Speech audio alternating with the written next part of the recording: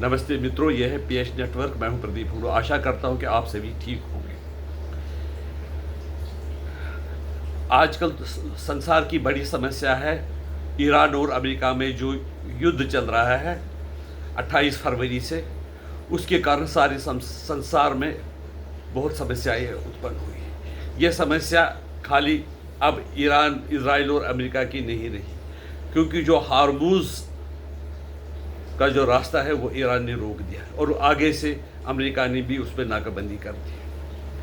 वहाँ से कोई पेट्रोल नहीं आ रहा है और भी कई चीज़ें हैं जो इस जल मजदूर स्ट्रेट में जो फंस गई है। और यहाँ पर है कि जो पेट्रोल की कीमतें हैं वो बहुत ज़्यादा बढ़ गई, उससे लोगों को बहुत परेशानी हो गई। पहले हम पेट्रोल लेते थे $50 का प्रति बैरल, अब यही हो गया 112 बैरल, $112 प्रति बैरल। दुगने से ज़्यादा भाव बढ़ गए हैं। सब दुनिया की जो अर्थव्यवस्था है वो चरमरा गई है। महंगाई सारी दुनिया में आ गई, यहाँ तक कि जो अमेरिका अपने आप को कहता है कि हमें कोई मतलब नहीं, वहाँ ये जो हार्मूज स्ट्रेट बंद रहे या खुली रहे तो हमें कोई फ़र्क नहीं पड़ेगा। लेकिन इस संबंध में मैं कहूँ कि वहाँ पर भी जो कीमतें, खासकर खाने पीने की जो कीमतें हैं वो बढ़ गई है। इस सिलसिले में मोदी जी ने ये लोगों से अपील की है कि वो सोना ना मांगे, क्योंकि सोना इंपोर्ट करना पड़ता है। पेट्रोलियम प्रोडक्ट्स का भी कम इस्तेमाल करें, जहाँ पर एक जा सकता कारपूल करें, विदेशों की यात्रा ना करें,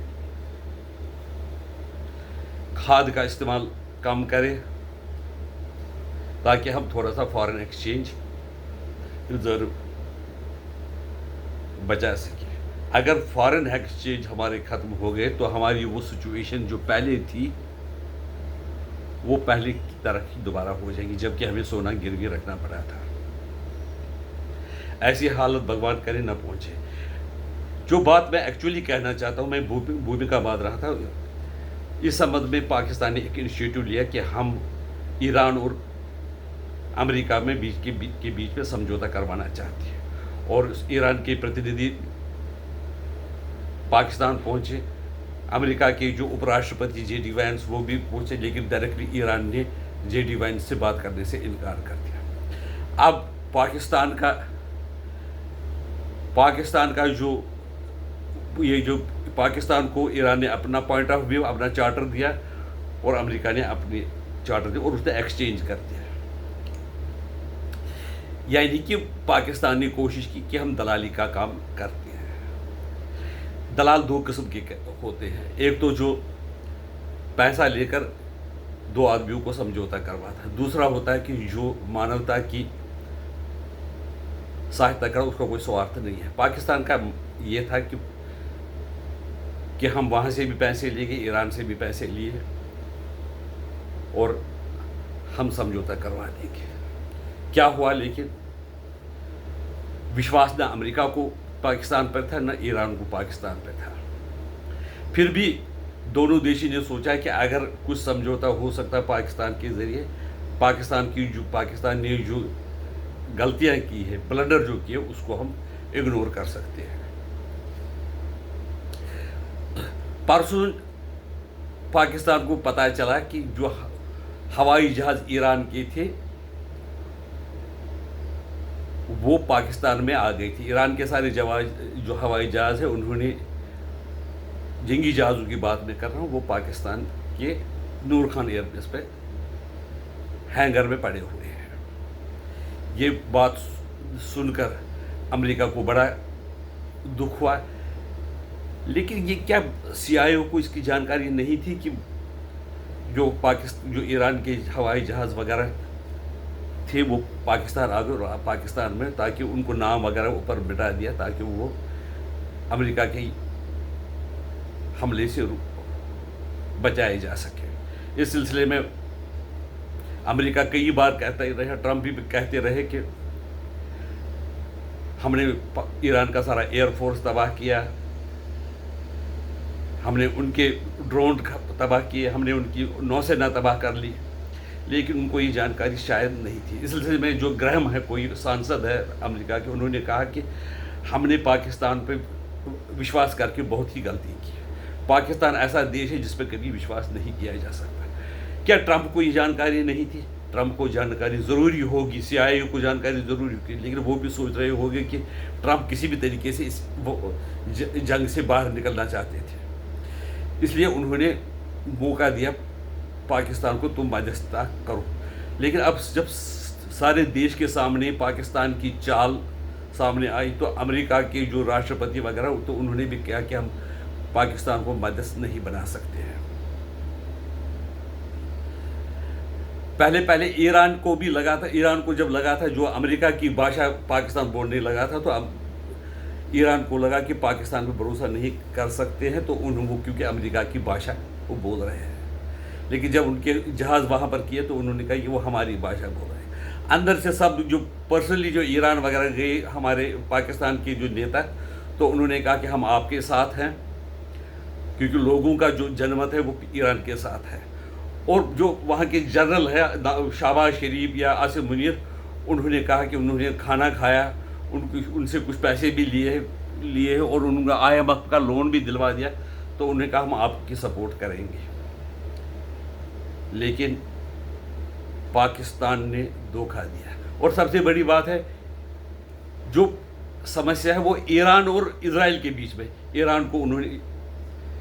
ईरान को तो बुलाया, लेकिन इजराइल को नहीं बुलाया, तो वही समस्या कैसे हल हो सकती थी? इसका मतलब है कि ये कोई खाली बहुत दिखावे के लिए जो एक्सरसाइज पाकिस्तान करना चाहता था, और कोई इसका कोई अर्थ नहीं था। आगे की जंग के लिए शायद ही अब पाकिस्तान पे कोई विश्वास करेगा। बाकी सब देश जो इतने बड़े बड़े थे, यूरोप के देश है, फ्रांस है, रशिया है, चाइना है, उन्होंने मध्यस्थता नहीं की, लेकिन पाकिस्तान ने की, क्योंकि वो पाकिस्तान को कोई अपना ही एजेंडा था। यहाँ पर ये सोचने की बात है कि जब अफगान वार हुआ, तो जो जहादी वगैरह तैयार किए, मुजाहिद तैयार किए अफगान के, वो पाकिस्तान ने तैयार किए, जिन्होंने रूस के खिलाफ बनाए। फिर उन्हीं जहादी को जब अमेरिका में अफगानिस्तान आया, वो हमले के कारण जो वहाँ पर वर्ल्ड ट्रेड सेंटर पर हमला हुआ था, तो उन्हीं को सपोर्ट करके पाकिस्तान ने साथ दिया। अमेरिका को ये जाना पता था कि हमसे डॉलर लेकर फिर भी उन्होंने अफगान जो वॉरियर्स उनको सपोर्ट किया। वहाँ पर जिसने वर्ल्ड ट्रेड सेंटर का जो मेन कल्प्रिट था, मेन एक्यूज था, उसामा बिन लादेन, वो भी पाकिस्तान में भी आया। और कहाँ? पाकिस्तान की जो एस्टैब्लिशमेंट है, मिलिट्री एस्टैब्लिशमेंट, उसके पास। फिर भी इस बार अमेरिका ने ये जो कोशिश की उस पर सब ये भरोसा करने की, वो बहुत गलत किया। अब वहाँ के अमेरिका के लोग ये कह रहे हैं कि ये जो ट्रंप कर रहा है वो उसका पागलपन है। आगे क्या होगा ये तो देखने वाली बात है, लेकिन जो पाकिस्तान है वो पूरी तरह एक्सपोज हो चुका है।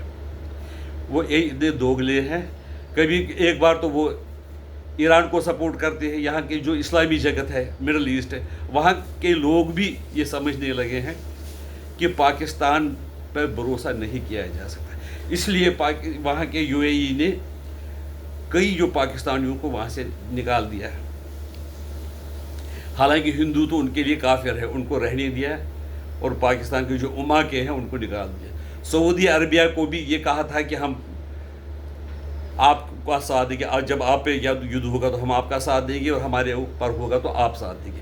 लेकिन जब पहले चरण का जंग उसके साथ ईरान और अमेरिका में समाप्त हुए, तो अब जाकर पाकिस्तान ने वहाँ पर अपने 13,000 फौजी भेजे, कुछ F-16 वगैरह, ये जो J-10 एयरक्राफ्ट भेजे।